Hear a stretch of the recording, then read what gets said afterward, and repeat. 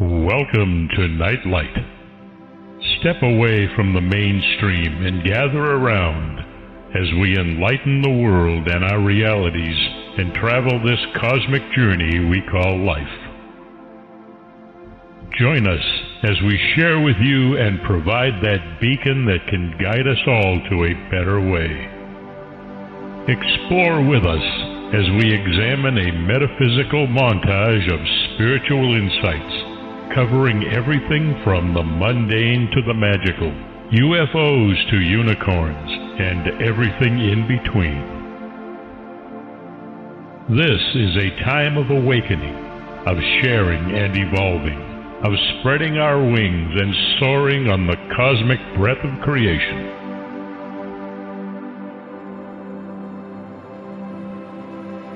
Come and join with other like-minded spirits as we weave our lights together to seek understanding, enlightenment, and with a little luck, some wisdom. This is Nightlight, a reminder that you are never alone.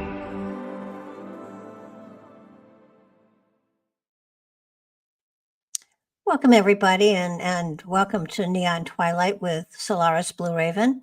Obviously, I'm not her, but she is here, and she will be here in a few minutes.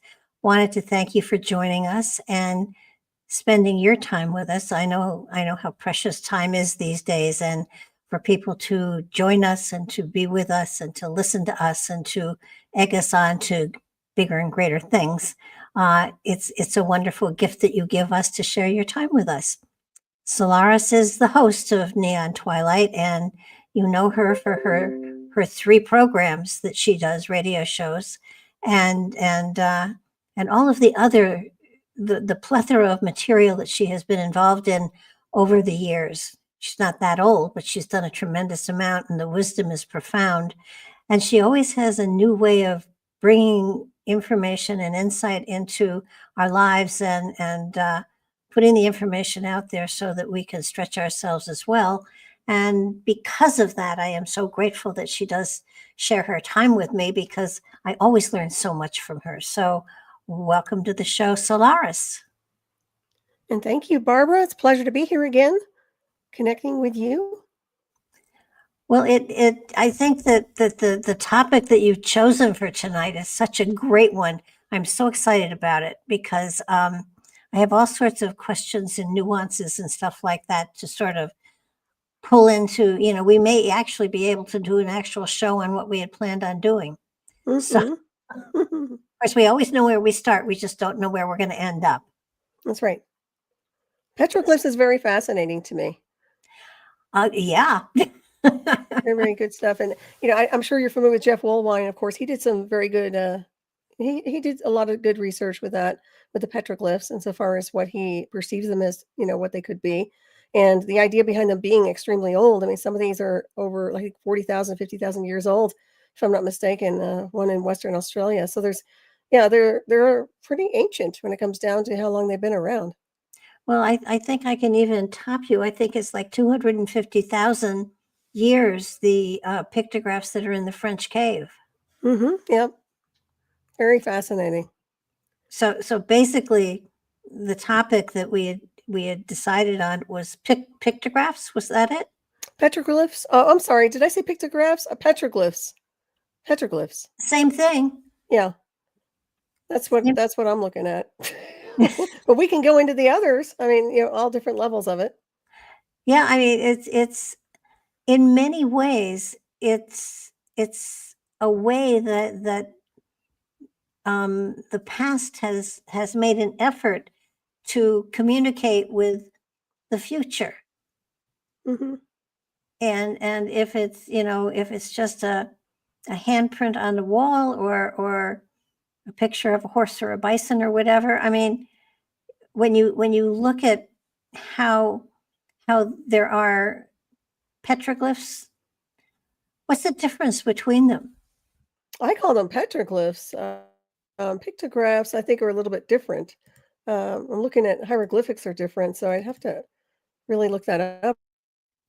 I really don't know offhand. I always call Well, them the petroglyphs. That's what we were looking at. So so I we're should be looking looking at at the pictures that have pictographs. been, in caves and stuff like that, right? Well, I'm doing the petroglyphs, but yeah, I guess you can call them pictographs. Okay.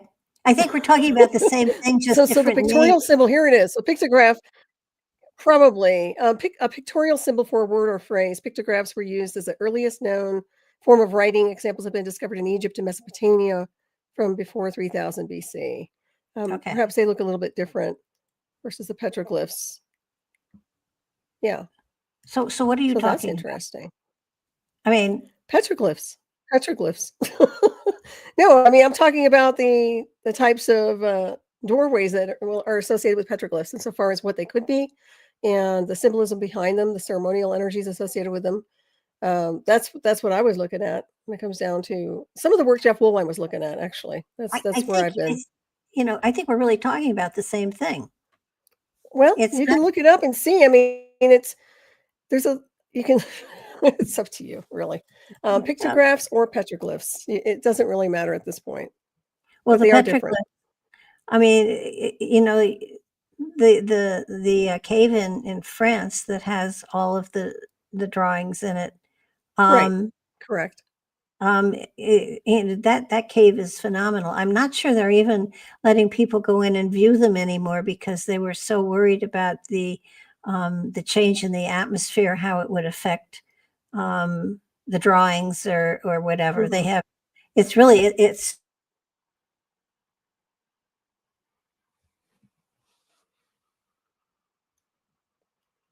Oh, fascinating if and you can see the different the different drawings that are mhm. there, and it's amazing. But when Patrick and I, when we did the book on UFOs, we went all the way back 250,000 years, and they're there, and so it's sort of like it is a way of communicating with another generation. It's kind of like Gilroy was here type stuff, and Mhm. even out in the West, the I think the symbols that I've seen the most of, people are kind of referring to the Aztecs, having created a lot of them, Mhm. which is fascinating as well. And the thing is, what are we doing that in some way is going to be a message to the generations, the thousands of years from now that come, that are going to remind them of this particular time. We're not doing anything.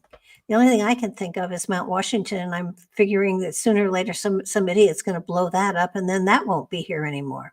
Mhm. Right. Well, I think most of that, the future would be technological insofar as artificial intelligence goes. That's probably where the archives will be. But nonetheless, yeah, when it comes down to something like this, yeah, I see that more than likely they won't have anything in association with that kind of an imprint, which I find kind of sad in a weird way. It is kind of nice to see some of these things and the fact that they've lasted so long. I think Well, that's interesting, and they're different to everybody's perception. They're not. There's nothing set in stone, no pun intended. But well, yeah, they are set in stone. That's the thing. If mhm, in South America, there's that one stairway that has the history of the whole culture going up the stairway, and it's fascinating. Of course, they can't read it, but even if you look at some of the things that the stones that have been carved that have symbols on them that have been left behind, I think the one that impresses me so much are the ones at Newgrange. Are you familiar with them? I don't think I've seen those. Newgrange is I think I have to look Ireland, at them. and they've got Okay. the swirls um, all over the place, as though the symbol of a swirl going into the center and then coming back out almost creating a labyrinth in the stone, it meant something. It Oh, was a okay. symbol for something. Mm-hmm. And I don't think it was push here, but you do wonder. Mm-hmm. Well, almost like a spiral, like a doorway, like what Jeff Woolwine was describing too, with some of these petroglyphs. They were in association with the stars or imprinted in association. At least that's the way he's been looking at it. And some of the elders were looking at it that way too, is that they were cosmic doorways or a version of a doorway. I think that could be possible. I haven't looked at the ones you're describing, so I'd have to, Google in there and check it Oh out. yeah, just I probably have seen it. I just don't remember it. But that's very yeah. interesting. Anytime you see a spiral, to me, that's a doorway or an access point of some kind, Well, energetically. to me, when I look at it, the message that I got was you have to go within in order to find, the direction you're going to go. Mm-hmm. So it's spiraling into yourself, going into yourself in order to find the portal that'll take you to where you need to go. Mm-hmm. And that swirl is there over and over and over and over again. It's all over the place. I mean, you see them in almost every any place that you have the petroglyphs on stones and things like that. But the swirl is Mm-hmm. always there. The only place I don't think I've seen it would be in oh gosh, I'm drawing a blank. The place where they have the giant pictures of the NASCAR? No. Nazca, yeah. That there's not a swirl there, but that has all of the pictographs petroglyphs. It has all of the whatever's there, and Wow. so that you're looking at, there's a symbol that has been universal, but I don't know what the universal meaning is. Mm-hmm. Right. And I guess depending on the people that walk that timeline, they would have their interpretation. And people coming from the future, we see it as a spiral or a doorway. I think what you're describing too, internal, that yeah, possible. And of course an external too. Symbolism, it's all energy any way you look at it. So it's Oh all very yeah. interesting. But something's been left behind, something's been able to last, which is surprising to me, quite honestly, that it hasn't been vandalized or something else. But we do have a little bit here and there of someone was here, right? Well, when you start to think about it, though, most of us just assume everybody reads or has a universal translator on their iPhone or whatever, and so that we're not leaving anything behind. You're right. AI, but what if there is no AI anymore? What if all you have is a planet with nothing in it, and there's no electricity, so there's nothing to generate to keep AI going. So what you have is a planet with no message for the future, because books are going to Yeah, it's rot and very crumble. inverted. I mean, Mm-hmm. that I've really worried about that.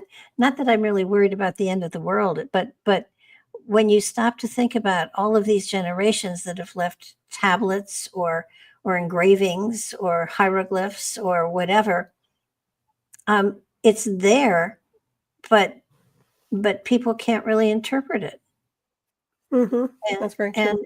Yeah. so what do you do? I mean, how do you communicate with a generation that is 2,000 years ahead of us? Mm-hmm. Well, for beings like us, I think it's more about the consciousness aspect and mystery schools and this, that, and the other, in association with, cosmic intelligence. When you're looking at what these people were about, I mean, it was a whole different storyboard, more than likely. But it is a marker to some degree about where they've been, what they witnessed, how they're telling a story, right? And how Yeah. they're acknowledging that story, just like we use markers for graves. Not that that's a graveyard, but my point is that obviously something important enough for them to put an image there or an imprint of some kind. But yeah, I think it's kind of interesting to see how things can go almost inverted to such a degree it's almost primordial, and then all of a sudden it's like super high tech and just off the rails when it comes to artificial intelligence. I mean, that's a whole different breakaway civilization.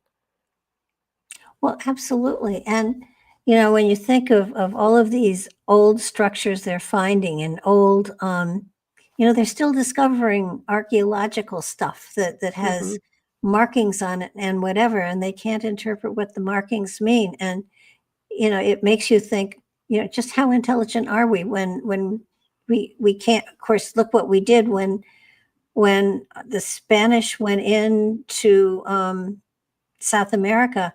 They burnt all the codexes. They had the history of their culture all written out, and they burned all of them because the priests didn't want to have any of that stuff material around to confuse people. But it would have helped a lot to have understood where they came from and what their philosophy was. I mean, Right. and at the same time, I think we're in the same place that we were before. If we came across a culture, would we really protect it, or would we destroy their background and try to impose ours on it? Oh, definitely impose. Definitely erase. I mean, you can see that right now. You can definitely see it right now. And even something as simple as the Atlas, for example, Atlas 3I. Some people are speculating, but my point is that if they were to perceive that as an extraterrestrial intelligent design or some kind of a technological design where it was considered to be a threat for them, they would destroy it rather than to learn about it. This is the mentality here. And this is something I don't resonate with at all. But I've seen it, and this is the erasure of history, his story, her story. We've had it for centuries and centuries. We don't get any real data. I mean, it is what it is. I mean, you can take it with a grain of salt as far as I'm concerned, unless there's true evidence. Well, yeah, and what gets me is if you're going to go back 2,000, 3,000 years, you're not really getting what actually happened. You're getting somebody's opinion of something that happened. That's right. I mean, even if you look at Josephus, I mean, he was writing a history for the Greeks, so he was writing it to please them, to give, to make them look good. So it's, you don't really know, and it would, a time machine would come in so handy. Well, it could, but at the same time, it's kind of like this place feels like a ghost town sometimes to me. It just does. It feels like a haunted realm. There's so many things here that are echoing information, yet when you really try to look for it, it's not there. It's just a very strange place, isn't it? If you ask me, so much has been lost. I think it's archived in the cosmos and the Phallic Akashic, but for the most part here, it's been disintegrated or erased. And then you have the genetic code within each being here that supposedly can access a certain amount of information. But yeah, it's interesting. And then we have this, and even though they're telling us that's how old they are, we really don't know how old these petroglyphs or whatever they are. I mean, we really don't have an idea. I mean, they say it's that, and I guess you can believe them, but it's just one of those weird things, Well, when you get the Native Americans that are interpreting them, and it's the same thing with the Eskimos, with the totems. This is what this means. This is what, they tell you what the different symbols mean, but they don't know what was in the heart of the person creating it. When I did all of those personal mandalas for people so many years ago, the painting was a picture of their soul energy, but nobody knew that. And so it's funny because 4 of them came up for sale, and they were billed as geometric paintings. So I wrote the man who owned the gallery that was selling them and said, that's not what they are. And I explained to him what they were and everything. And he got all excited about them. And he took them down. He said, I'm going to save them. I think that they'll only increase in value as time goes on, which I think was a kind way of saying when I die, they'll be worth more. But probably. Yeah. But it was fascinating that he had no idea what they were. The readings that went with them weren't there. It was just the painting. Right. And happily, I numbered all of them. So I can tell people the month that they were delivered, Right. and the year. So, and the number that they were in that year and the number that they were in all. So, I had a number, there's a numbering system that goes with them. But it's kind of like nobody knows what it meant except the person that got it, because then they knew what each of the colors meant and how they related to each other and how that in some way depicted their personality and how they dealt with their life and their evolution. Hmm. But without somebody giving you the little white book or the nitty gritty of how to interpret something, all you're seeing is a pretty picture or a carving on a rock that you can't interpret and you don't know what it means. And Right. and when you stop to think about it, we have signs that say stop, but if, like that one truck driver that didn't have a license and couldn't read English and everything like that, he didn't know what a stop sign meant, Hmm. and he killed 3 people. Right. So even the symbols were not getting their true meanings, and with hieroglyphs especially, they're beautiful. Hmm. They really are. But I think you're right. There's no manual. There's no owner's manual with a lot of stuff. So it is what it is. And each author has their own way of creating their own information, template. So even if people read the books, that they're not necessarily understanding everything that the author was trying to relay. I think sometimes they do, but a lot of the time it's not. It's more encryption oriented. It's more speaking to the subconscious of the spirit when it comes down to how information is processed and absorbed, if you ask me. And I think the same thing goes with art, or anything like that. Your work is that people are perceiving it through the energy a lot of the time, right? Oh, yeah. So, and other times, I mean, I don't know what that guy's trip was, but yeah. Actually, it was really kind of funny. The mandalas were always drawn and painted on somebody's soul energy, which was beautiful. Hmm. And so then to do the reading about it and past life stuff and forward stuff and everything, it was always an enjoyable experience for me. And Oh, I bet. there were a couple of people that I did them for, that when I got all done, I was disappointed because what I thought I was going to get, I didn't get. Hmm. And it was like, wow. And they were people that I really liked. So Hmm.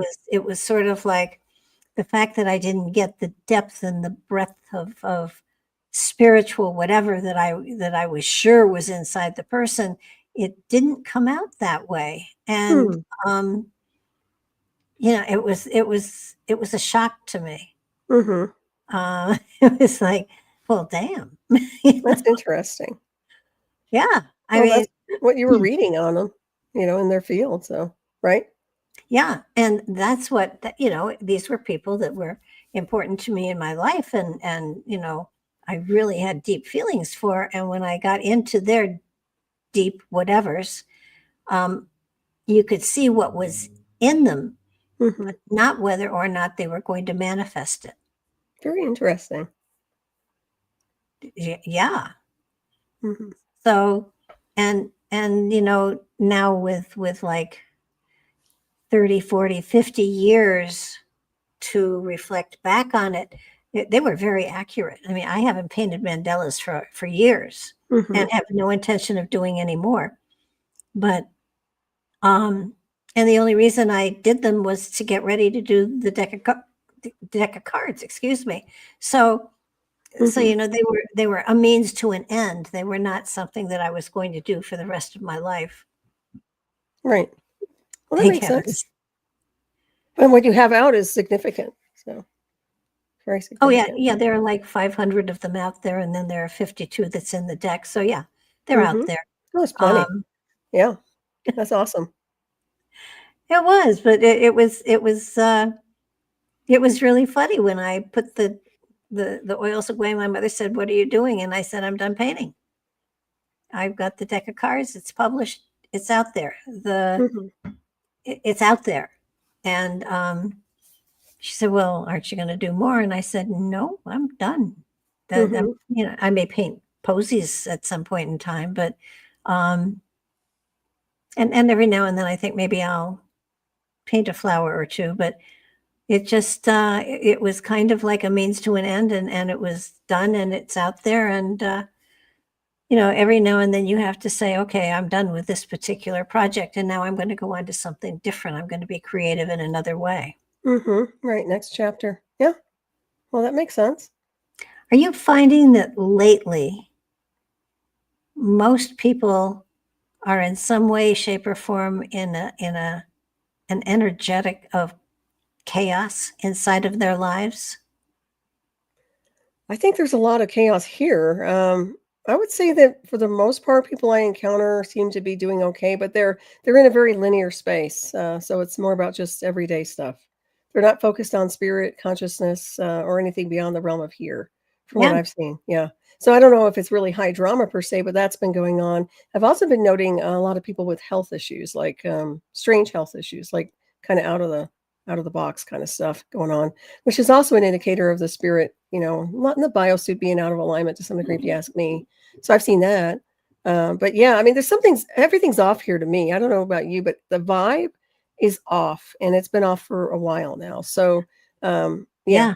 I mean, I don't like it. It feels yucky. It feels like I need to like live in a chamber of some kind to regenerate every day. And it just feels weird. It feels funky to me.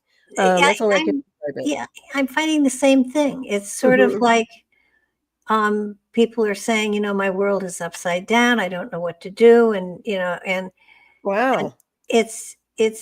I have come across more people lately saying, you know, what's going on in the world? And it's not necessarily whatever's going on in the world. It's just that there's so much pressure, angst, um, upset, Mhm. turmoil that everybody is relating to it in their own way, and it is impacting their their life to a great extent that they can't they can't get themselves straight. They can't focus on one thing, finish it, get on to another. They're so overwhelmed by everything that's going on, they just don't know where Mhm. to go next. Wow. Well, I think a lot of it is atmospheric. I mean, especially right now, to me, the inversion aspect of what's happening here politically is just off the rails. And then the idea behind moving in backwards versus forward, I mean, like a reflection of World War II comes to mind. I mean, that kind of an energetic signature. I mean, once you move on and you graduate off these frequency fields and these bands, you don't want to go backwards. And I find that that's happening. So that could be part of the inertia and the collision that's happening here with a lot of people. For me, I notice the vibrations are just not the way they should be. It's not my personal vibration. And it's the atmospheric condition that is just no good. I don't care how beautiful the day is. I mean, I see it and I understand it. So I don't know if that's what they're picking up on, but I certainly see it. Well, I All is think right. strange. All is very strange. Well, I think this is a red moon tonight Oh yeah, we had the blood moon. Yeah, the lunar blood eclipse. moon and Yeah. an eclipse tonight. So, Gosh, I think it was strange. last night, wasn't it? In I want to say Australia, because it's not visible here in the May United have been. States. I knew we had something strange going on. Yeah, Um, definitely. That was, and people couldn't see it from here, if you're in the States, but Australia and New Zealand and yeah, Europe, yeah, stuff like that. I think there's a conspiracy going on around here in Nashville that every time we have an asteroid shower, we have clouds. Oh, Uh, bummer. Yeah, I've seen that over here too, where you can't really absorb that beauty. Yeah, I get it. I mean, That's frustrating. I had a boyfriend once, and we just loved to lay outside and stare at the sky and watch for shooting stars. And we always, saw several. Mhm. So, we had great sky there. No street lights, no traffic lights, no nothing. It was great. And there were times where it was just so frequent. It was super. Um, and I've always, looked for a place that had good sky so I could just sit there and stare at the sky. And here, every time, we've got there's lights all over the place. It's hard to.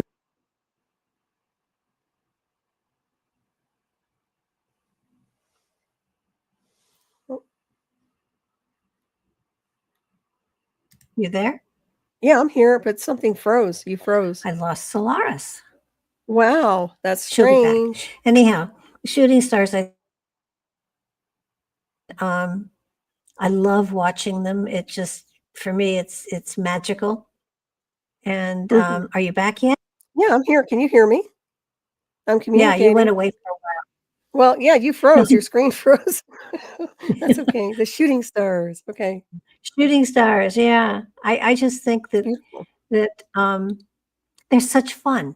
And you know, how many people actually even stare at the sky anymore? Mhm. Hardly anyone. They're iPhones instead. Well, you know, when I think of what I used to do with my son, we used to go outside and we used to look for shooting stars. You know, it wasn't Mhm. so much television, it was, you know, let's see what nature is doing. It's And beautiful. oh yeah, no, that was great fun. But now there's lights all over the place, and it's not as easy to get a good piece of sky No, anymore. it's not. It's all satellite systems and a lot of other stuff happening. Air traffic is crazy. Radio signals are all over the map.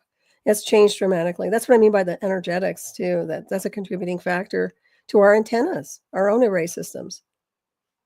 Well, you know, I'm finding that um, what's going on externally, you know, in the world is draining, and I am Mhm. finding having to turn news off and all sorts of things off because I just, first of all, I have no impact on it.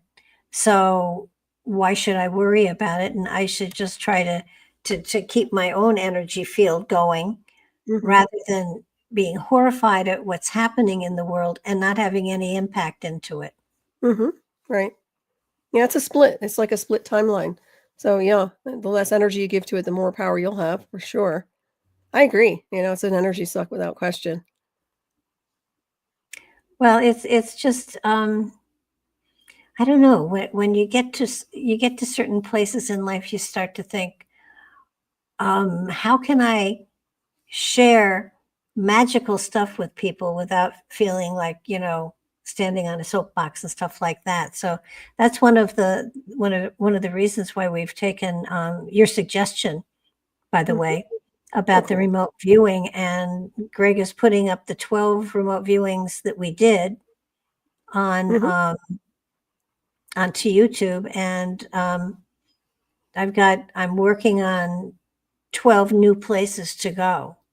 Oh, nice. Very so good. that so that once we get the 12 old ones up there, um, we'll be able to do 12 new ones. And I want to go into the underwater stuff that they found off the coast of California that looks like a huge coliseum. Mhm. um, I want to go into that cave that has all those huge crystals in it that's in South America. um, There are a number Oh, of nice. places that you know, I wanna go into that meteor Mhm. that's aimed at us. I want to, where else did I wanna go? I wanted to go into, Derinkuyu, I think. Maybe even Göbekli Tepe, just to see if we can go back and see how and why they were created.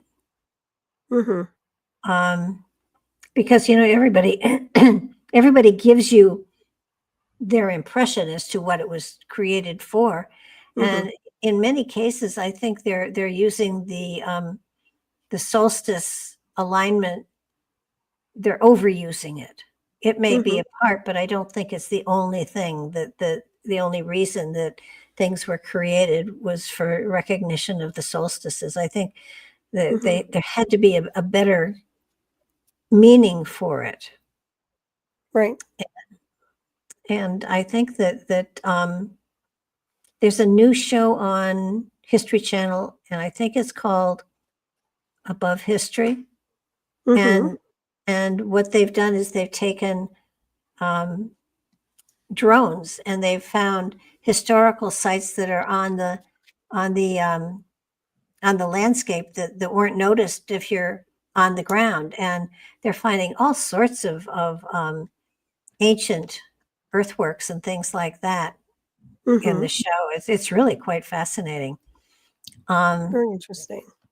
but well, you know, there's so much here on the planet that we haven't really investigated. I mean, the whole rainforest is full of all sorts of um, towns and structures that we haven't uncovered yet. Of course, if Hmm. you uncover them, we lose the rainforest, then we lose our atmosphere. But you got to be careful about this.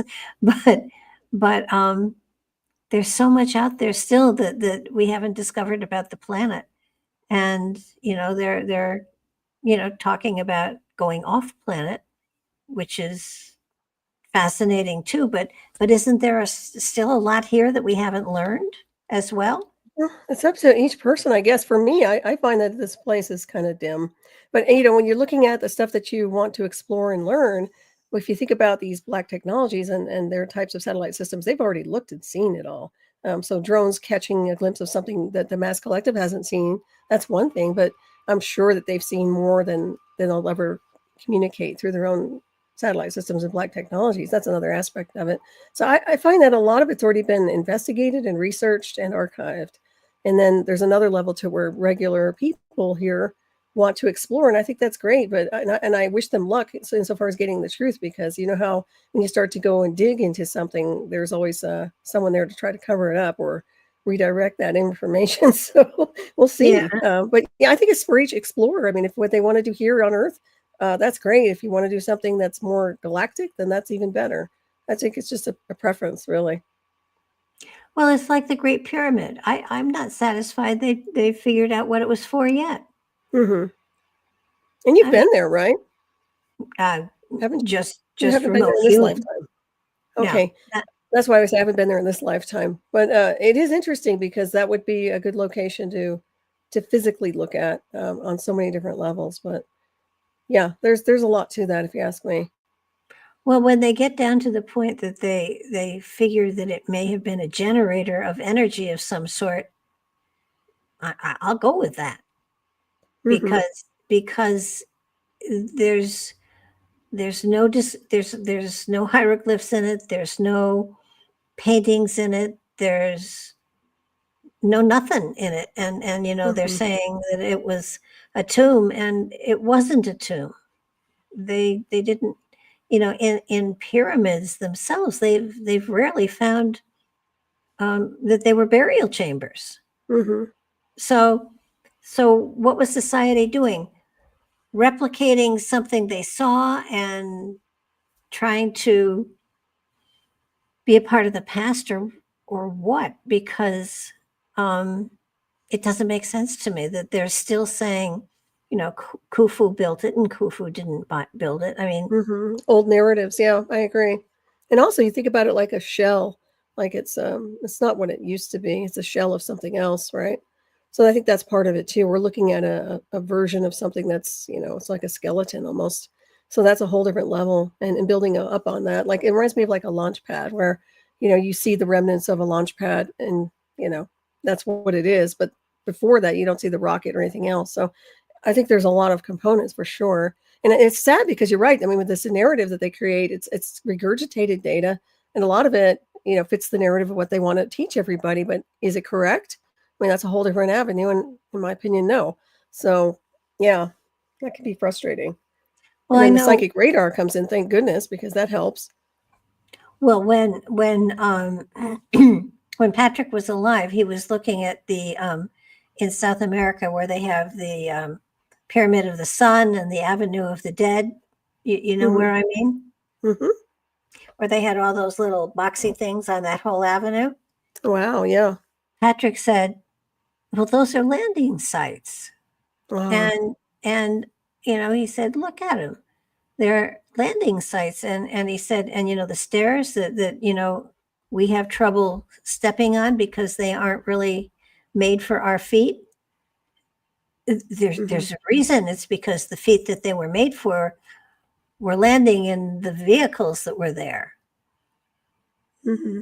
And he said, they were such great architects that if they were making those stairs for human feet, they would be different. Hmm. And nobody ever thought about that stuff. Oh, excellent observation. You Yeah. know, it may have been a parking mall of some sort, Hmm. but it's to me. And he was so logically oriented Hmm. and not mystically at all. He was a contractor. He said, look at it. If I was going to build a staircase for somebody, he gave the dimensions, and he said, these are almost constant dimensions for people's feet. And those are not the dimensions that are on those structures. Ergo, they were for different kinds of feet. Very interesting. Yeah, it's also interesting to look at every type of site from an aerial perspective. I think we learn a lot more rather than just being, boots on the ground. I think looking from an aerial perspective and observing it from the sky gives you a whole lot of information, if you ask me.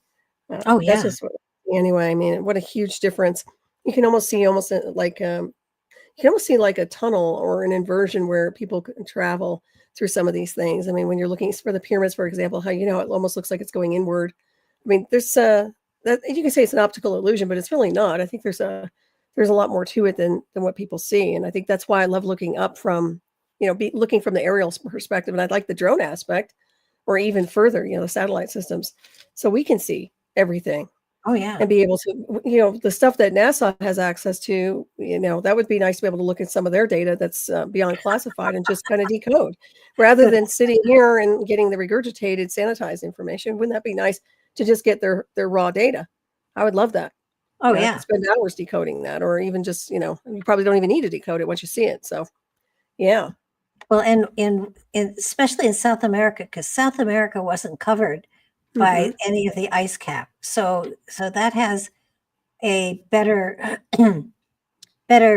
connection to the past. And in one of those big pyramids, and I don't know which one it was, or temples or whatever you want to call them, inside of it, they kept digging down and finding, structures on top of structures.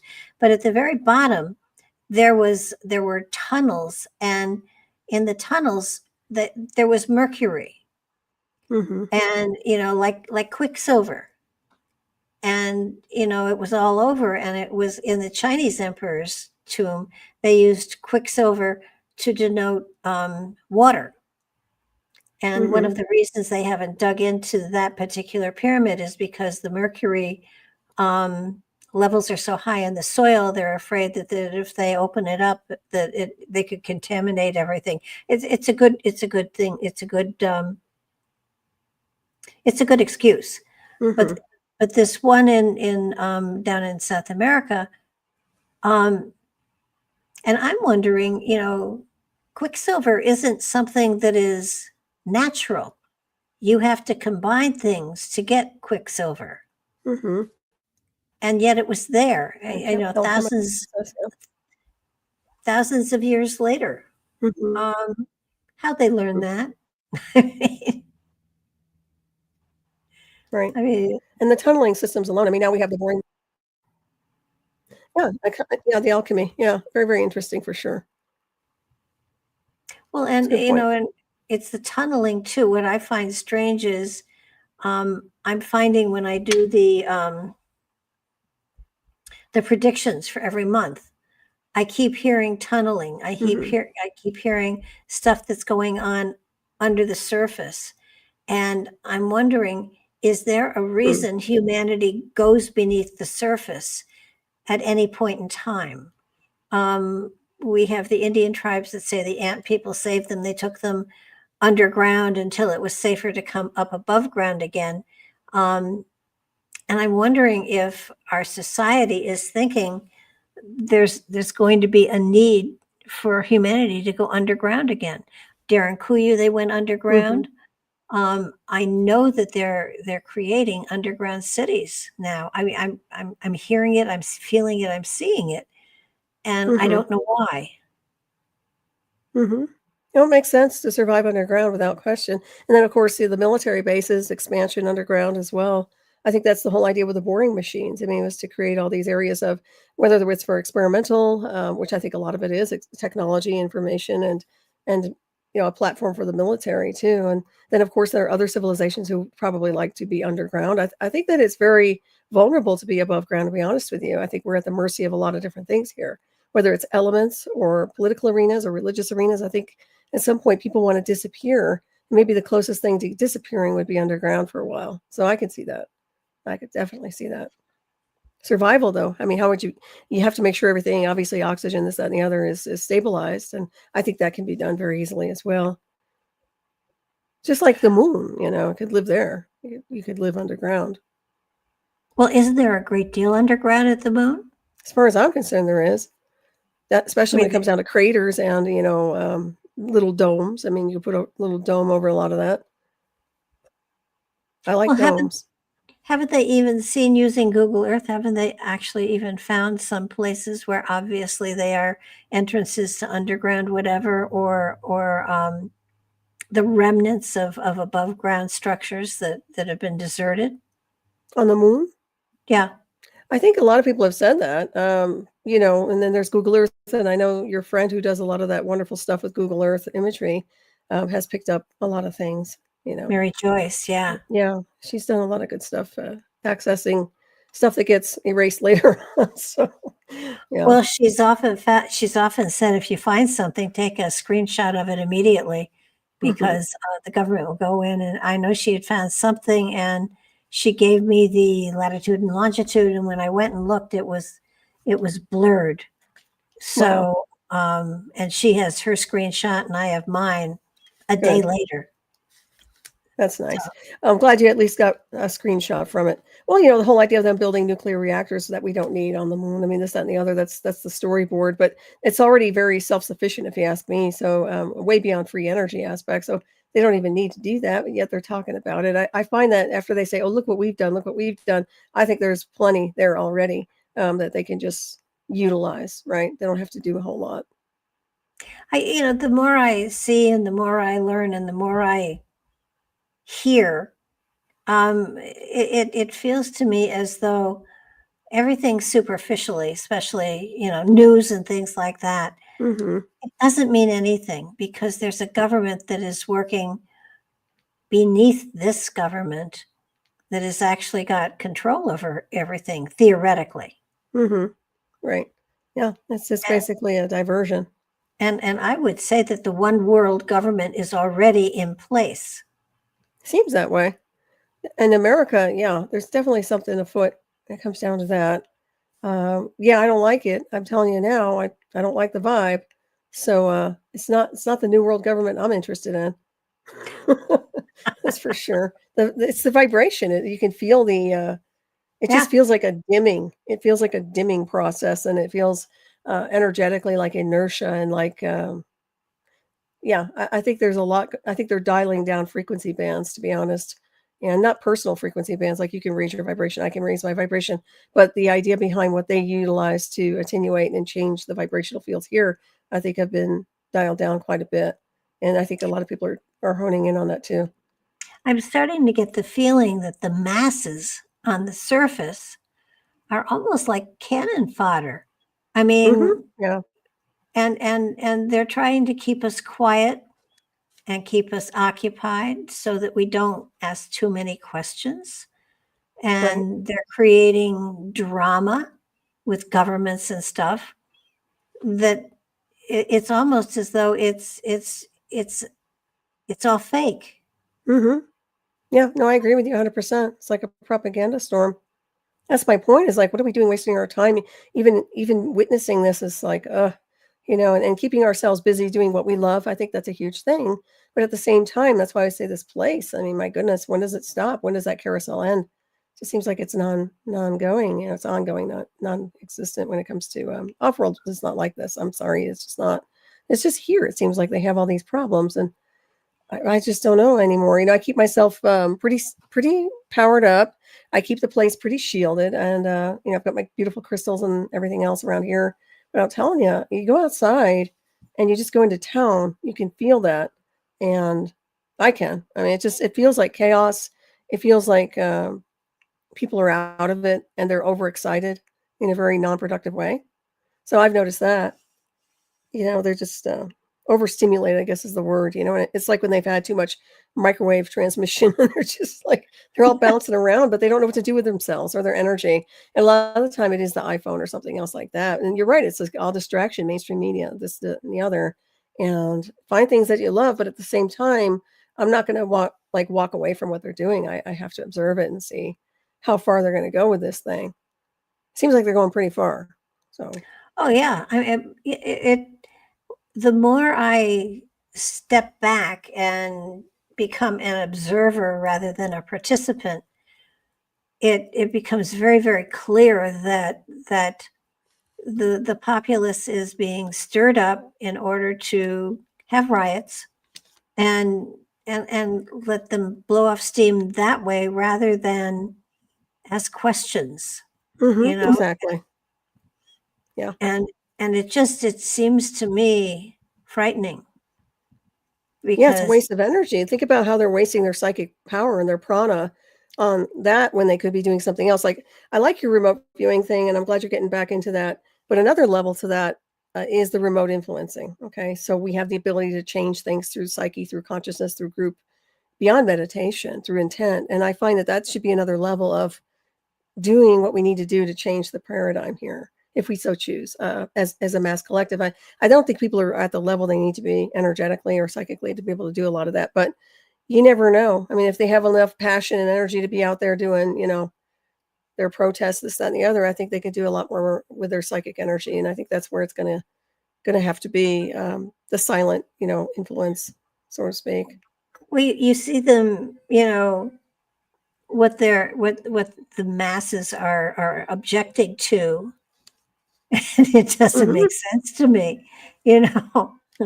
Yeah, they want to keep the murderers and the rapists and the drug dealers in society. They don't want them picked up and sent back home to where they Mhm. belong. That Right. doesn't make sense. That just Mhm. doesn't make sense. And Yeah, it's going a little sideways. Well, that doesn't make sense, but at the same time, I think the law enforcement should have been able to handle that.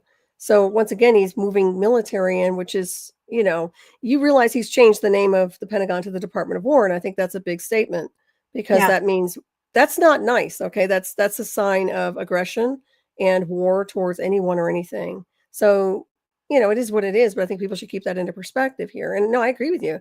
I like peace. I like nice, tranquil environmental conditions. And yeah, I don't think we should be protecting any criminals in any formula.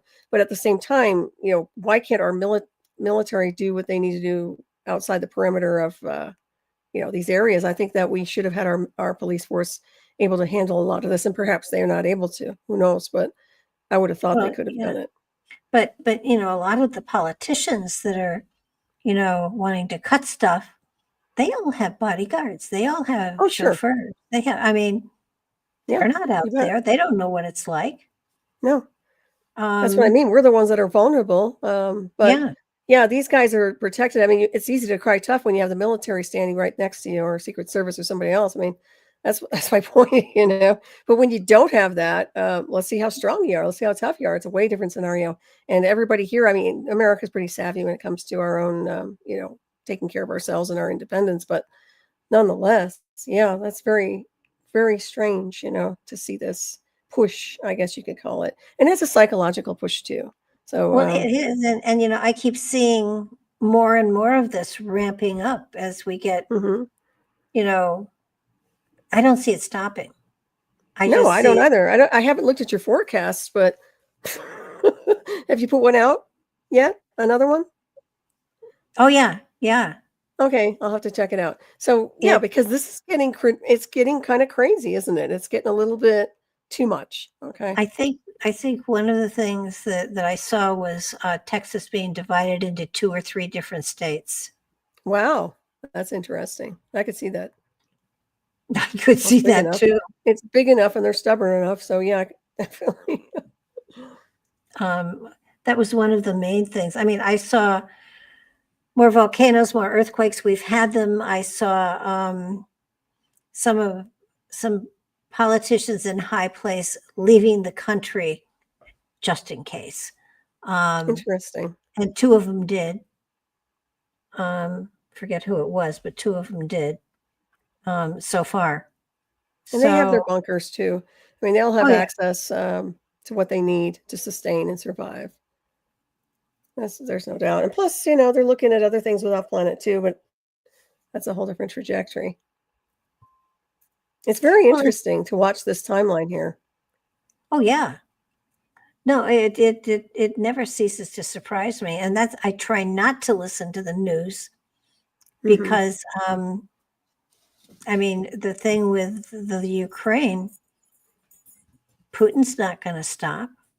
And I don't know how anybody thought that he could be forced into peace, because he doesn't want peace. He wants Kiev.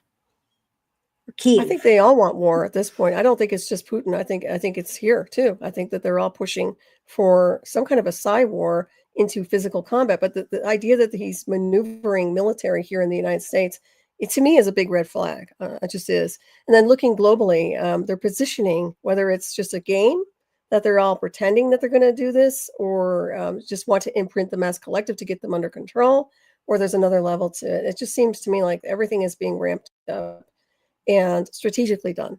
So, well, yeah, we've got military. That's why my radar is like, oh, what's that? Oh, we've got military now down by Venezuela. Right. Because what's that all about? I mean, I'm sorry. Did I miss something here? Did I miss the memo? Drugs. So why? Drugs. Yeah, but so what? I mean, what happened to CIA? Weren't they the ones that used to do all that back in the day? Why is it the military now? Well, I think because some of those organizations have been corrupted and they haven't cleaned them all out yet. I don't know. All I know is that the only thing that really came through with when doing the predictions was that you cannot force peace on someone. It has to come from their heart. And if they don't want peace, they won't honor any peace, anything. So, you know, you can't force somebody to sign a peace treaty. You can't blackmail them into wanting peace, with you know, the taxes and everything. So I don't know. And I'm not absolutely in favor of, you know, murdering people or anything like that. It's just that there has to be a better way of doing something, and I don't know what it is. Well, it certainly isn't. In my opinion, this is not a good route. But you know what? We've been through uglier stuff too. But I think this is going to get nasty, and it just seems kind of it's just toxic. You know, that's the only word that comes to mind at this point. It's not something that feels good every day. You know, to be around this kind of regurgitated vibe, and also what's going on in our country. I think that there's some weird happening here, and yeah, it's nice to clean up the streets, but at what cost? And then once again, you know, I call it the Great Disappearing Act.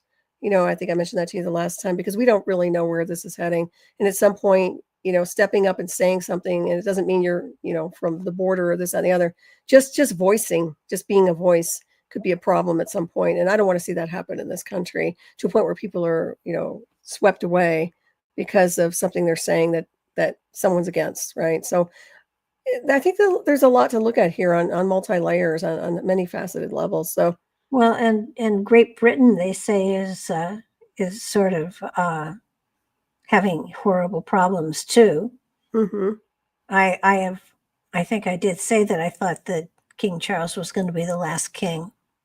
Interesting. I could be wrong. That's interesting. Just I don't think the country wants a monarchy anymore. No, I agree with you on that. But they did what they needed to do all these decades, and you know, for a very long time they had control. They're so rich. It's not like they'll be out of a job. Oh, exactly. But also the idea behind intelligence, and once again, that's another layer to intelligence and information that no one will ever have access to on the UK and in the UK. It's the same thing with our areas here are classified, beyond classified. I consider them to be that kind of an area where it's beyond classification to some degree, even though it appears as just, you know, the king and, you know, hanging out with his billions of dollars, whatever else he has. They're very interesting. That's for sure. Well, Philip, Queen Elizabeth and Prince Charles were members of the family of 300. Which, you know, is one of the underground organizations that are, trying to steer society. I don't know where they're trying to steer it, to be honest with you. It doesn't feel like it's there are all these organizations and groups that answer to one another. Right. But I'm not sure if they're out there for the betterment of the human race or for just their own little group. Well, I think it's more about their own little groups. I really do. I think it's the ones who are in that class war of extreme wealth, and it's global on that level when you think about it. So when I look at everybody here, the way they see military, and I've said this before, but military looks at the masses, and especially in the United States, as collateral damage. I mean, they're not going to protect them. I don't care what anybody says; they don't protect civilians. So they're not assets. That's why they don't protect the assets, because the American people are not an asset to them through their eyes. So it's the same concept. I mean, you're dealing with class wars, and to what degree do they just dissolve each community and each group of people here on this realm? I think that's a high possibility that they just want to get rid of everybody. And I think the 2020 beta test of that was very obvious that they like the idea of having their own privatized world, and that everybody here, non-essential people, didn't have to just go home, wash your hands, stay in your house. We have satellite observation on you. And I mean, I know it sounds dim, but that's what I saw.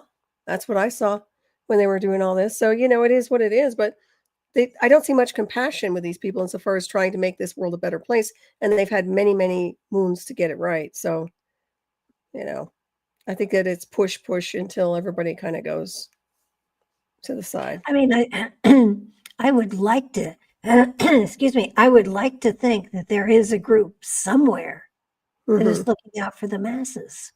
I think the Pope is. I know that sounds weird, but this new Pope, I think he's definitely, I think he does care about the people. This guy, the new one, Leo, I think he does. I don't really study him a lot, but in my opinion, yeah, I think he really does care about people. I do. Now, to what degree he's going to do anything, I'm not sure, but that's somebody I see that's in between it all, in between the middle. So it reminds me of the Druids back in the day, when there's wars between all these different clans, and there's always someone who's in between the spaces, that's not on either side. I think we need that. I think we need a lot of that going on. And also just kind of like a mirror of conscience. And, it's not up to them to decide the fate of everybody here. I know they want to, and they've been doing it for a very long time by deception, but it's not their job. And they've taken it as their job. So that's another level to it. Like we don't need a mother and a father. We don't need a daddy taking over here. Big daddy's home, that's what like, I don't need a daddy. Sorry. Kind of crazy. Well, when you look at, how everything has worked, where, you got big pharma and you've got the big industries that are controlling millions of people. That it's sort of like, I think one of the big deals when I moved to Nashville was to stay out of debt, which, knock on wood, I have. That's awesome. But it's not easy. It's not easy. And you get to the point where it's like, what's the point? You get into credit card debt, and it just kind of tumbles and tumbles and tumbles. And you don't ever get a chance to take a deep breath. And every time you think you have a deep breath, something major goes and you have to go back in debt again. Right. And, it's just survival. It's all about survival here. Nobody really has a brain, do they? Seems like. Well, it's like humanity is on one of those hamster wheels. And when you look at us as a race, as a species, is it going to survive, and should it? Well, I agree. Yeah. Well, when you I think that's a point you make. Should it survive? And we are immortal beings, so let's keep that there. But the idea behind, look at how wrong everything has been for so long, and how defective everything has been with the social engineering for many, many moons, to a point where it's really hurt the evolution of this society, where we could have been a lot further. So yeah, you have to look at it and say, do we zero it out again? But these guys who are warlords, I mean, it's not up to them to zero it out. I think it's up to a very higher power beyond this realm. I'm not talking man's version of God, but something beyond it all to zero it out. At some point, I think the source. Yeah. But the thing is, I mean, yes, we are immortal. The spirit inside of us is, but the humanness isn't. And will the species that we're inhabiting right now survive? Well, they can clone. I mean, there are levels to it, in my opinion, where they've experimented enough that they do have a way to keep this type of genetic code going. Let's put it that way. But when it comes down to everyday people, I think that they're vulnerable. I think they're very, very vulnerable right now, and it's obvious to me that that's going on. It's like it's like the cliff. It's like they're all heading towards the cliff, even if they're not trying to. Yeah. It just seems that way to me. It's getting really strange and volatile in a very strange, almost a subliminal way, But I see it, and I'm sure you're reading it the way you have been, and I don't like it. I don't. I keep complaining to Greg. Oh my God, is there another month coming? Do I have to do this again? Oh, is that with us? No, but with the predictions. Well, I think it's good that your radar is on it, and I think the remote viewing once again can dovetail into a lot of that as well. So there's a lot coming. There really is. They're trying to keep a lot of it from everyone, although they're using this, rapid fire distraction. And it's good you're not paying attention to the media. I really don't watch the media. I just see a lot of the sound bites on YouTube when I'm over there, and there's plenty over there. So, oh yeah, it's just crazy. But it's kind of like, okay, I know that that we are going through a cycle. It's very obvious that we are. If you look at Philip Lindsay and his philosophy on the different ages of man and how we cycle through from the golden down to the bottom cycle, which is where we are now. And then there's mass destruction, and then we start over again. It's very obvious there has been a cycle that this planet has gone through over the millions of years that it's been here, and that humanity, our species, has gone through these different cycles as well. And we are in one of the lower, we're not in the golden age, that's for damn sure. Mm-hmm. And we're in I think it's the Aryan level that we're in now. And we grow up to the golden age, and then we evolve down from the golden age. And we've been evolving down for generations and generations and generations. Mm-hmm. And the place where we are now is not the most spiritually oriented, for sure. It's not. And it's almost like a simulated spiritual realm too. It's because of the types of technology we've been exposed to. So even the organic cosmic forces are getting, there's a little bit of an in-between there when it comes down to psychic ability and energy, if you ask me. I think that's been going on, and nothing is really the same. So we have to kind of adapt onto another level. But at the same time, I think there's so much happening here when it comes to that type of technology and what they've been trying to do. So, but the as above, so below, and once again, the breakaway civilizations and societies. But I think you're right. When it comes down to it, no, this is no golden age in any formula. And they're just trying to acquire as much as they can, dominate as much as they can on a global scale, and stake territory. And that is just like so non-productive and so out of touch with cosmic design. To me, it is. It's just like not even close to the galactic fields. The way, I don't think we're going to see the ultimate mass destruction in your and my lifetime, but I think we are aiming towards it. And once that happens, and once they start to build again towards a golden age, it's going to be interesting to watch. But but knowing that we're spiraling downward, even though apparently there are leaders that are trying not to, we are spiraling downward. I think so too. Yeah, I think they're imploding. And even with their types of artificial intelligence, they're still going inverted. Yeah, because it's based on their programmers and their algorithms, which are not from off planet. Yeah. I see that. I think a big thing is to keep an eye on this comet coming in, and not that I'm saying it's extraterrestrial in any formula. I think there's a lot of hoopla about what it's supposed to be. But if I see any weird aggression coming from our military towards that, I think that's a real end game insofar as ending them as a civilization, because that's really we're tired of watching our global military attack off-world species. I think that has to end.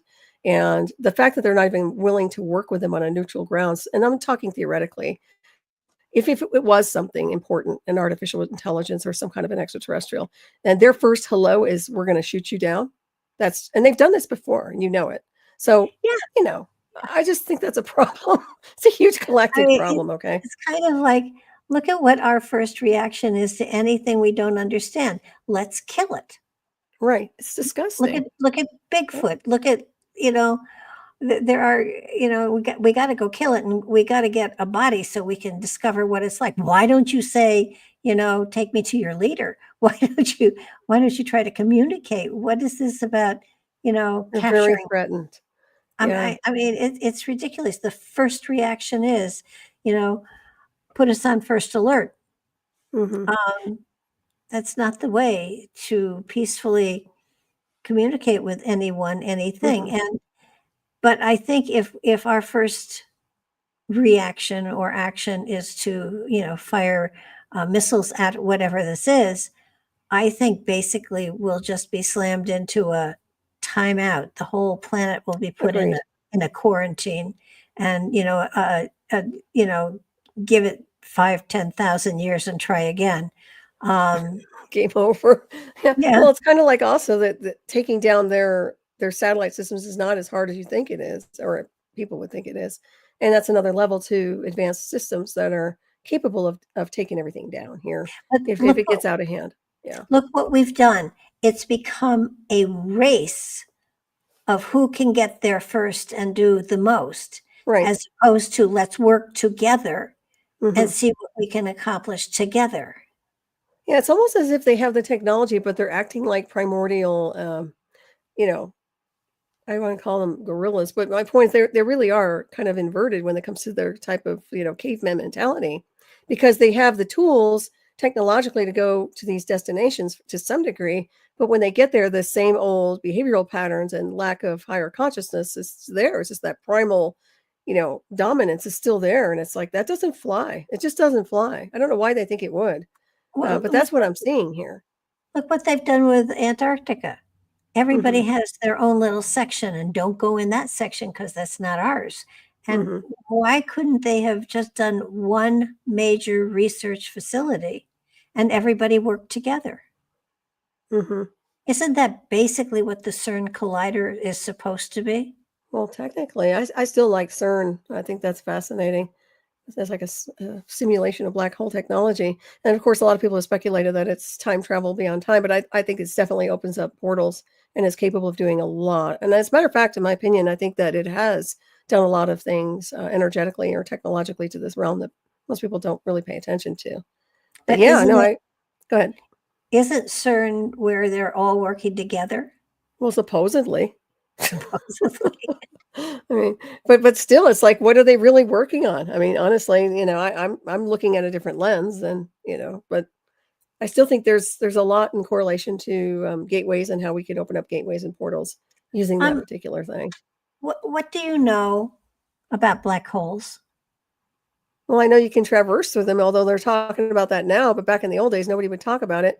But I've written a little bit about it. In my opinion, I think they're access points, depending on the type of singularity and the type of frequencies and fields that they're working with. But I think we can access and traverse through them. Some are synthetic black holes, some are manufactured, engineered, and others are more cosmically organic. And I'd say those have more of a wormhole tendency. But then they were talking about, the white hole, which in my opinion, I think it is a way to go in and out through that. So, so you go in through the black hole and then you leave through the see a white hole. I'm looking at 'Cause magnetic fields and gravitational fields and then anti-gravity through the I white got hole. the other day when I was playing, um, I got that.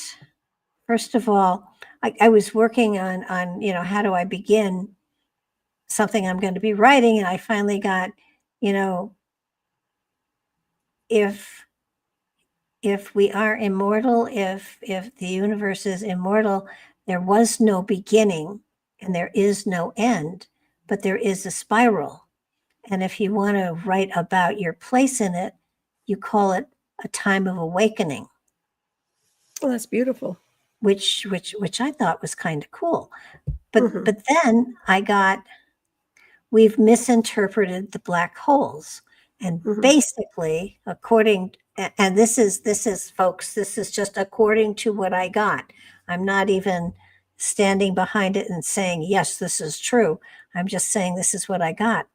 That the universe as we know it was birthed through a black hole, spewing everything out. And that now the black hole just stands there basically absorbing garbage. Well, that's interesting. That it became a black hole after it's kind of like it's the belly button.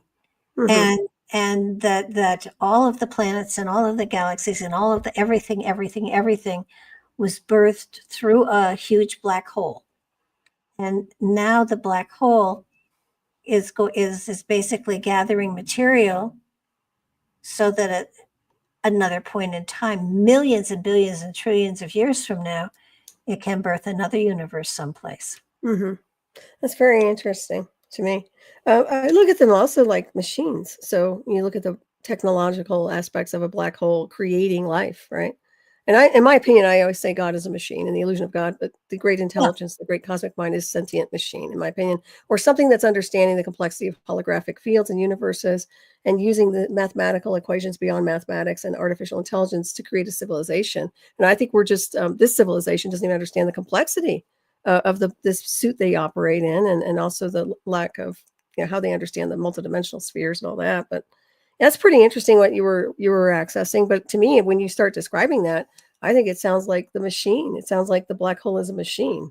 And that's why I look at CERN as like you can simulate black hole technology. And we know that we can do that. That's a no-brainer. So obviously, if they're simulating black hole technology here, it's been available out there as well. I mean, I don't think it's anything to be afraid of. No, not at all. And I think it's used for traversing quite a bit. And when you say the birth of stars or the birth of something else, highly possible. It's the one way to traverse, like I said. Very, very interesting, actually. And I still think there's, to this level where this place is, this terraform rock called Earth, I believe that there is some kind of a stasis under at the access point. So it'd be Antarctica beyond the access point, South Pole. But if you were to look at the field itself, it feels like something's keeping it here. That it's not supposed to be here, but there's a stasis field that's keeping it there, and that needs to be moved.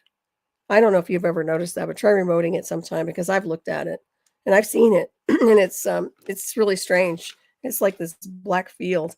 Well, we did go into one of our remote viewings was into Antarctica, and it was a place in which there were portals to other dimensions and other places. I don't know, darkness. That's something I know that there are areas that are no-fly zones, which are a little confusing down there. Why would they have a no-fly zone down in Antarctica over, one of the no-fly zones is over a lake that is actually not frozen. It's a lake. And the fact that it's not frozen means it has to be heated from below in order for it to stay fluid, I would think. There's no explanation for that no-fly zone. It's just like, they expect us to take things and just walk away and accept them, like a no-fly zone in Antarctica. Tell me why. Right, exactly. There's a no-fly zone over a certain section of the Grand Canyon. Why?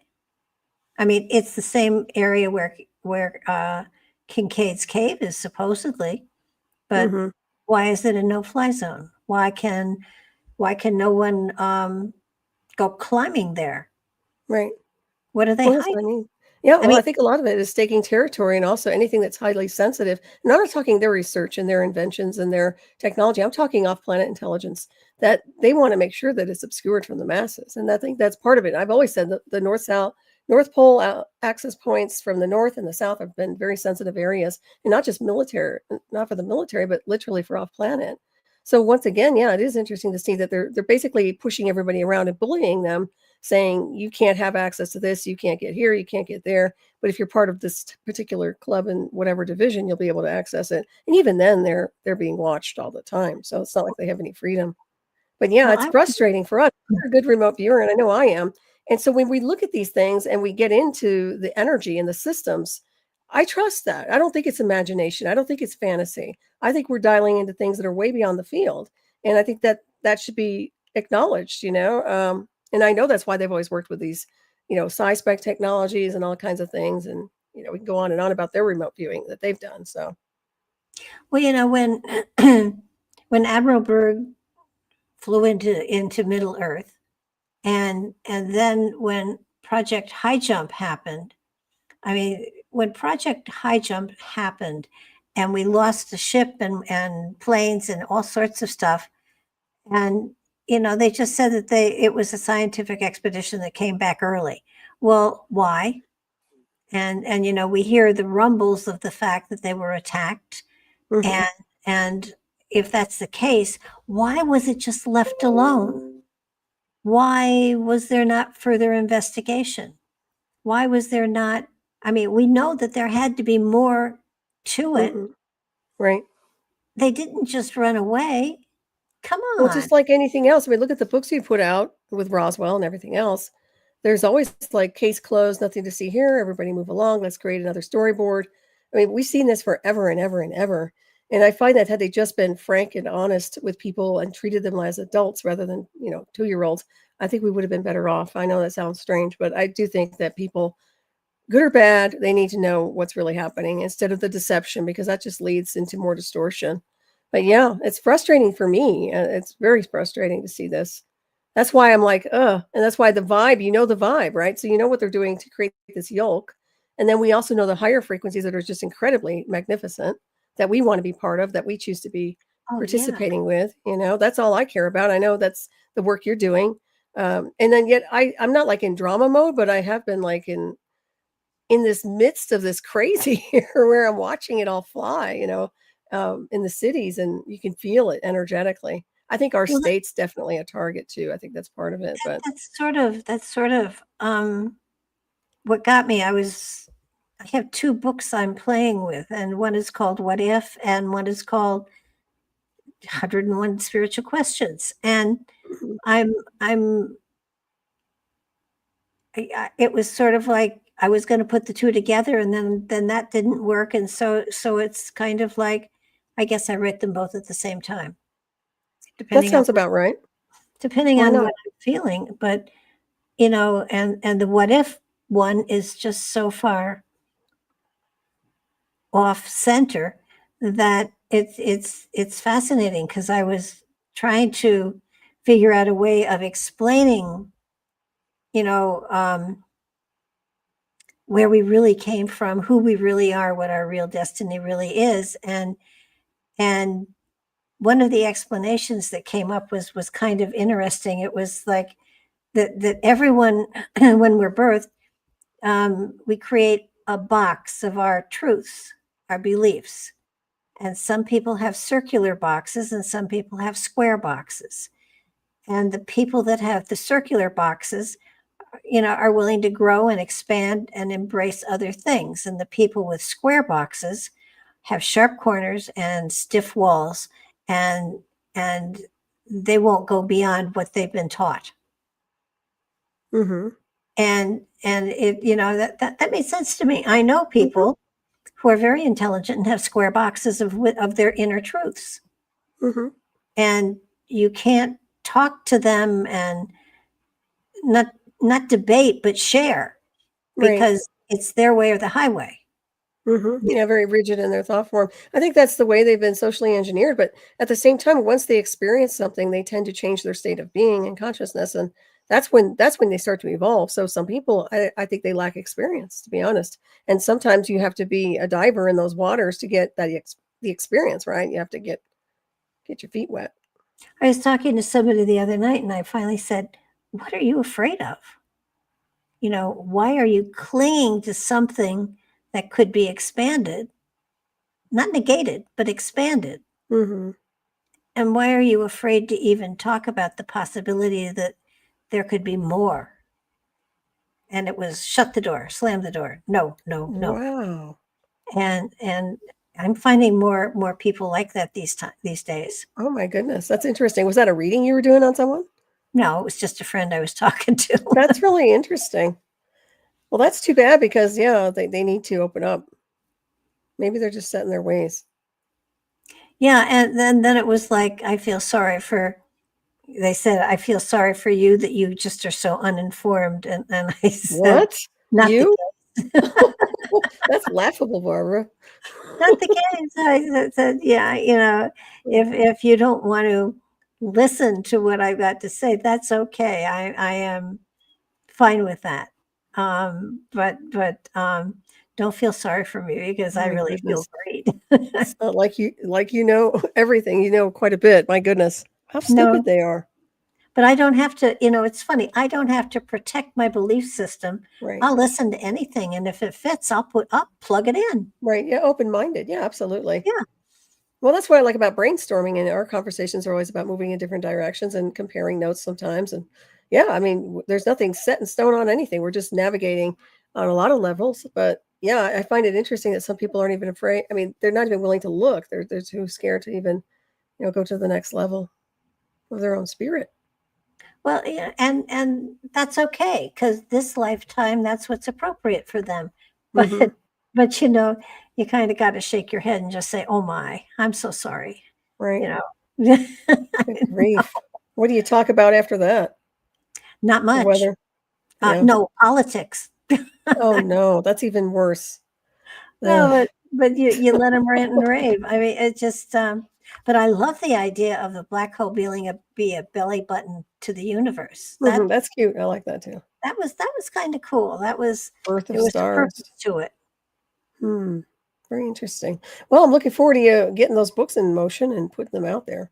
Me too. Yeah. It's really funny. I kept thinking, okay, I'm going to get everything caught up with the writing that I need to do, and it was so funny because I looked at the calendar and I was talking to Greg and I said, "Oh my God, it's that time of the month again. I've got to write another."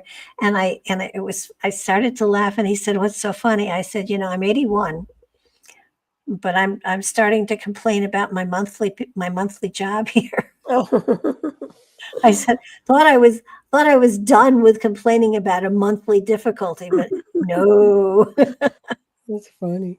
He said, "Well, you do get a little crabby." And I said, "Yeah, I know. I just don't want to sit down and do it. And yet I feel obligated to do it. And there's such a good response to it. I'm going to keep Hmm. doing it. There I are would. people that read it. Yeah, So, I would definitely keep doing it.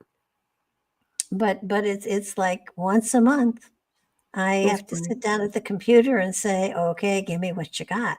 And and I fought it. I did stop it for a while because there were such unpleasant things. I didn't want to write about them. Hmm. And I kept Yeah, thinking, it's a lot of darkness. It's a layer, though. And one thing I've noticed too, Barbara, is it kind of just kind of disintegrates too. I mean, the thought forms are their energy like incense, and then they disintegrate. Some of the stuff sticks, obviously, but "Hmm." it moves. It does move energetically speaking, and I like that part. Well, yeah. And, I always make sure that there's hope there. I always put that in. Hmm. But it's really, there's some things that are just going to be consistent. The weather's going to be crazy. We're going to have um, volcanoes, especially underground volcanoes, are going to be going Interesting. off. And that was another thing. The Illusion Islands are going to be very, very, very active. Hmm. Well, I I think had Washington State also there's that volcanic activity off of Washington State. Um, yeah, there's stuff going on. Yeah. That's Ring of Fire stuff. Hmm. But every now and then when I'm writing this stuff, I have to check out the map and see what I'm talking about. Hmm. But but that was the the Aleutian Islands are going to be very, very active. Did you know that there are over 56 volcanoes up in the Aleutians? That sounds about right. Very, That's, very interesting. that's a lot of volcanoes. Mm-hmm. Yeah, it is. Chain reaction. And they've started to erupt, and there are a couple more someplace else in the world that are spitting up lava as well. Mm-hmm. So it's almost like the Earth is kind of giving itself a cosmetic makeover and building land where there wasn't, and it's going to be kind of interesting. It feels to me though as though there are volcanoes in the States, and I know there's one between the New Madrid line and the coast of California. I mean, there's a major one that's in Yellowstone, Mm-hmm. but there's another smaller one that's in the States that has been dormant for a very long time. That will be very messy when that goes off, if it goes off. Mm-hmm. But I mean, it's the New Madrid line that I think is gonna go. Mm-hmm. I keep predicting it. I think that the reason it hasn't gone is because I've been predicting it, and the time I don't predict it's going to go is going to be the time that it goes. And also the pull on the field. I think that's part of it too. That's what I see anyway. There's a big pull on the field of this realm. So who knows where that's going to lead. But it could create a lot more havoc, without a doubt. Well, I if think you this look comet's going to create that, actually. I think it's going to facilitate something like that. well, it could. Yeah. If you look at the disasters that we've had with firefires and with flooding, with water all over the place. I mean, some of the dams that have burst and things like that. I'm worried about New Orleans too, because they have those dikes there, but I think that the Army Corps of Engineers, I don't know if they went in, if they strengthened any of them or not, but we're having incredible hurricanes and storms, and different weather patterns. How is it hot down there? I mean, how is it with you, temperature wise? Is it abnormal? No, we finally got out of the 110s, 105s. Oh my gosh. It was only in the 60s and 70s today. Oh, that's beautiful. Nice. Yeah, no, from now on through Christmas, I mean, when I came down here, now I came out of Connecticut, and I knew what cold, snowy weather was, and the first time it snowed here, they canceled school for 2 days because of the blizzard, and we had, I think, an inch or two of snow. That was the blizzard for them. Called my son and I said, when are the plows coming? And he said, Mom, we don't have plows. And I said, well, what do you do with the snow? And he said, we just wait for it to melt. That's funny. And in Connecticut, we were lucky if it was melted by May sometimes. But no, we've had major drought here, and hopefully I think we're coming back into hotter weather, but it'll only be in the 80s, so it won't be bad. That's not bad at all. I think we're going to have an early winter here. I have a real strong feeling we're going to start having some temperature shifts in September, late September and October. Do you have anything that gives you an indication, like the caterpillars here? Usually, if the stripes on them were very wide, it was going to be a tough winter, and if they were narrow, it was going to be an easy winter. Are there any indications like that where you are? Not that I'm aware of. That's interesting, though. Well, I guess I'll pay attention to what's around me on that level. Check out the caterpillars. Yeah, I haven't seen any caterpillars at all. It's just kind of interesting. And the hummingbirds we keep track of, that sort of thing. No, it's the weather has been, it's tropical plants are all I can grow in my garden because I get 12 hours of sun.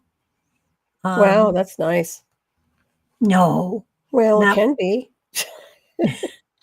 not when it's Challenging. 105 and stuff Oh, like that's that. really intense. Yeah, that's pretty intense. Nobody's happy with that. And it's kind of like, okay, let's just figure out what I can plant in the ground that will come back that's drought resistant. And Mhm. I think I got it figured out. I'll let you know next spring if things come back the way they're supposed to. Oh, nice.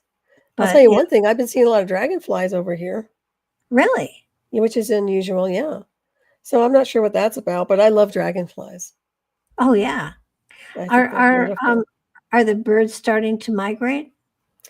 Well, the hummingbirds are kind of moving on, but I haven't seen actually I haven't seen that many birds to be honest with you around here.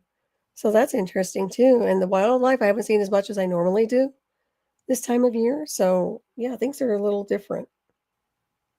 Well, I that's usually see. I But think their radar is kind of screwed up too. hmm I mean, I think you're right. we've got deer here, and they do walk through the complex on occasion. So um, we do have the deer. I had a wonderful groundhog here who would come in thunderstorms and sit on my patio on his hind feet and watch the rain and the thunder and lightning with me. Oh, He got that's so cute. he got hit by a car. Oh, He was hairy. I just he was that's sad. he was He not a sounds pet. really cute. I did not feed him, but Harry would come when there was a storm, and I would look, and suddenly there he was sitting on the patio on his hind legs watching everything. And when it stopped raining, he would leave. What a smart one. It was Oh, it's too bad he got hit by a car. yeah, no, I miss him, but Hmm we've got a skunk, and we've got You can armadillo. have the skunk. Yeah, we just don't alarm the skunk, is what we That's don't right. do. What about Um, raccoons? Do you get raccoons? have raccoons. Wow. Um, I and turkeys and vultures and I have more wildlife here than I had in Connecticut. Well, that's interesting. It's you that brought it, Foxes, right? huh? Do you bring that energy over with the wildlife, or is it just the norm for that area? I don't know. I have always loved the wildlife. I don't want to get out and pet it. Well, the deer I would like, but the foxes, there were baby foxes here that we had running all over the place for a while.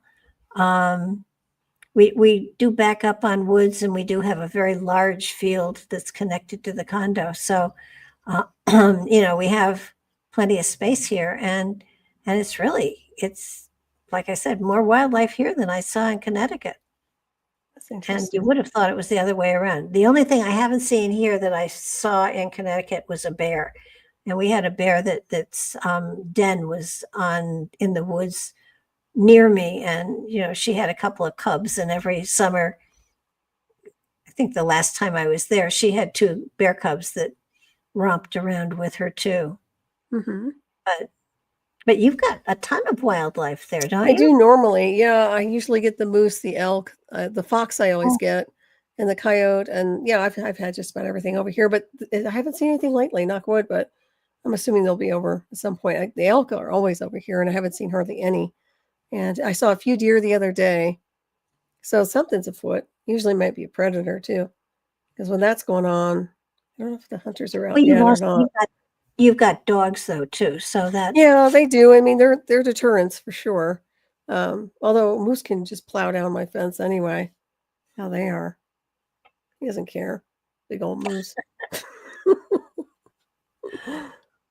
well, you Good do food it. though.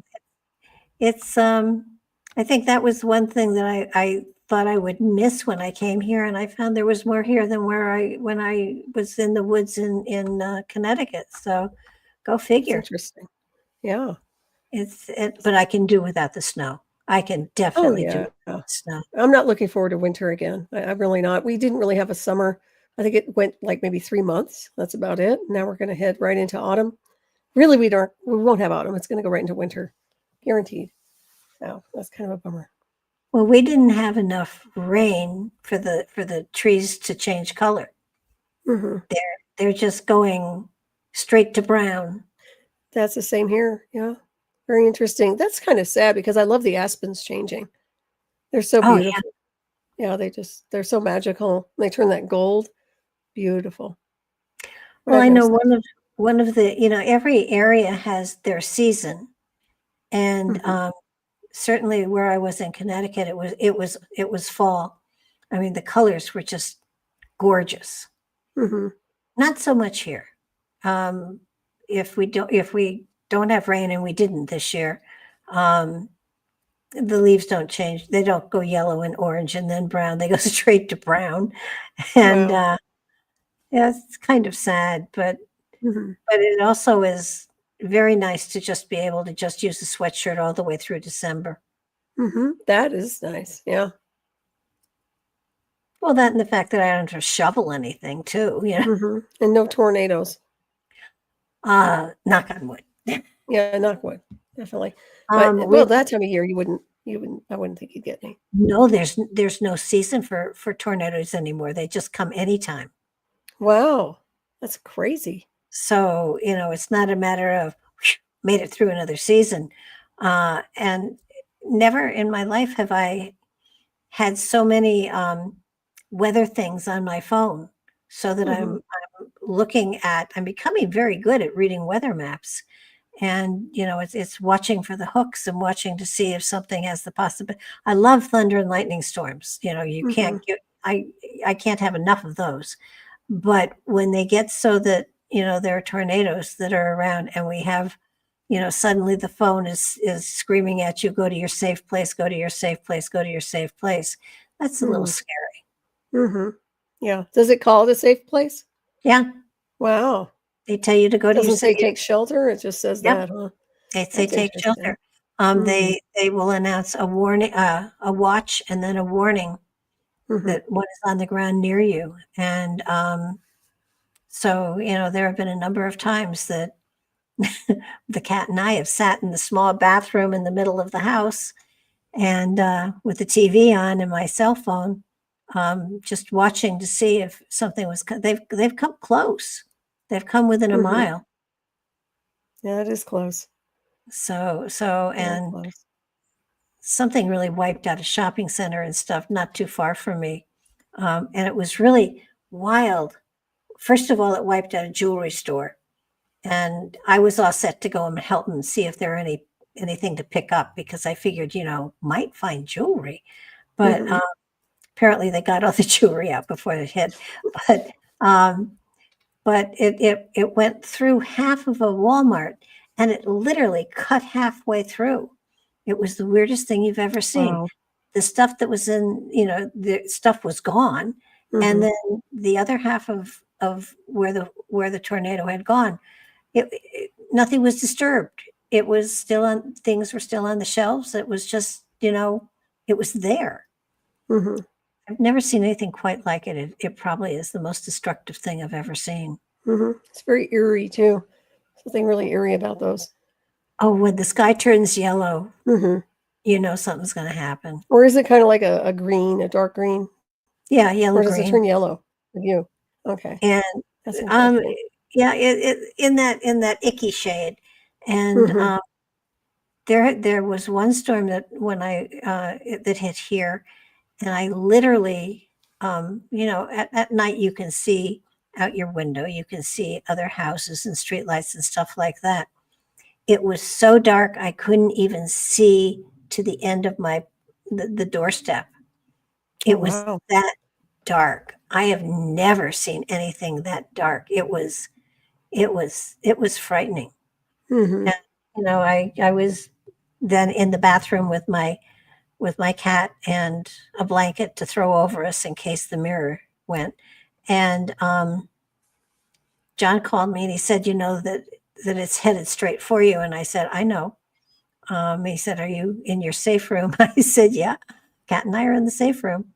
And it missed us, but I've never seen it get that dark. It was so mhm, dark. It just absolutely blacked everything out. It was the most um, profound thing I think I've ever seen. Uh, mhm. don't need to see it again. No kidding. I've been here 5 years. There have been a couple years where there were the warnings. I mean, I get weather warnings when there's going to be a fog, and the cell phone is constantly on just because you need the warnings. Right. Yeah, it's good to have the alerts on there. We have the same thing for fire, this, that, and the other, but yeah. And it is good to have it on for that, without a doubt. Well, But never when I was living by the water, when the hurricanes were coming, we knew they were coming, but we knew what a hurricane was. And right. Same thing when I lived in Minnesota with blizzards. You know what a blizzard is. It doesn't creep up on you. Tornadoes come from out of nowhere. Yeah. Just like, yeah, that could be pretty intense, I'm sure. They are. Time. Yeah. Well, hopefully we won't have any more of those for a while. No, I'm not planning on that. I am No. definitely at a point where, it's kind of like if a tornado hit me, it would be kind of like, oh, I made my bed. Now that's ridiculous. Now nobody will know that I made my bed because my bed is gone. So no, there is always a profound storm of some sort that can hit you somewhere. I've often thought that earthquakes were scariest, but now maybe sinkholes are a scary thing too. Yeah, those are pretty intense too. They just come out of nowhere. That's a high possibility too, with everything here in the States for sure. And earthquakes, I've been in earthquakes before. I'm not a fan of earthquakes at all. You do go into autopilot. What's that? What's the biggest earthquake you've been in? I think it was like a 5 point something. It was in like Santa Monica, but I remember I was quite young, and that's the first thing I've ever been through. And I remember just being on autopilot and just running for the aftershocks, and I'd be like right in the hallway because I couldn't relax. I've just never been through that. And then a gas line blew down the road. It was kind of strange, I don't like the rumbling. I don't like it at all. I mean, I could probably handle it, but that was my first earthquake. Yeah. I was in one, and I think it was only a 3. And I mean, it was just a gentle tremor. It was, it wasn't horrifying, but I had a cat and a dog sleeping on my bed, and neither of them moved. And I looked at them and I said, "You're supposed to warn me." That's funny. But while the rumbling was cool, what really impressed me was the sound. I could hear the plates grinding. And I've never heard a noise like that before. And that was really impressive. That impressed me more than the rumble. Was this in California? No, it was in New York. Oh, wow.